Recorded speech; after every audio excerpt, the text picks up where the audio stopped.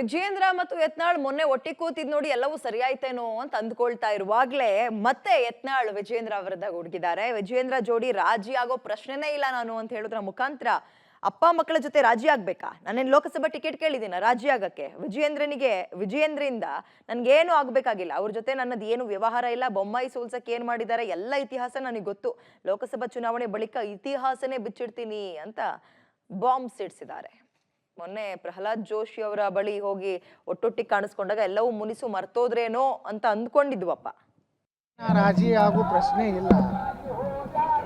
ಯಾರ ಜೋಡ ರಾಜಿ ಆಗಬೇಕು? ಅಪ್ಪ ಮಕ್ಕಳ ಜೋಡ ಎದಕ್ಕಾಗಬೇಕು ರಾಜಿ? ಯಾರು ಎದಕ್ಕೆ ಏನು ಅವಶ್ಯ? ನಂದೇನು ವಿಜೇಂದ್ರನಿಂದ ನನಗೇನು ಆಗಬೇಕಾಗಿಲ್ಲ, ನಾನೇನು ಲೋಕಸಭಾ ಟಿಕೆಟ್ ಬಿಡ್ತಾ ಇಲ್ಲ. ಅವ್ರ ಅಪ್ಪ ಮಕ್ಕಳ ಜೋಡ ನಂದೇನು ವ್ಯವಹಾರ ಇಲ್ಲ. ನನ್ನ ಏನೇ ಇದ್ದರೂ ಈ ದೇಶದ ಪ್ರಧಾನಮಂತ್ರಿ ನರೇಂದ್ರ ಮೋದಿಯವರು ಭಾರತೀಯ ಜನತಾ ಪಾರ್ಟಿ, ಈ ದೇಶದಲ್ಲಿ ಹಿಂದುತ್ವ ಉಳಿಬೇಕಾದ್ರೆ, ರಾಷ್ಟ್ರ ಉಳಿಬೇಕಾದ್ರೆ ನರೇಂದ್ರ ಮೋದಿಯವ್ರು ಬೇಕು.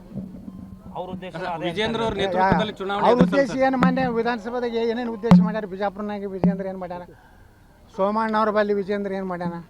ನಮ್ಮ ಬೊಮ್ಮಾಯಿ ಅವರು ಸೋಲಿಸ್ಲಿಕ್ಕೆ ವಿಜೇಂದ್ರ ಏನು ಮಾಡ್ಯಾರ? ಎಲ್ಲ ಇತಿಹಾಸ ಇದೆ. ಲೋಕಸಭೆ ಆಗಂದ್ಮೇಲೆ ಇತಿಹಾಸ ಹೇಳ್ತೀನಿ.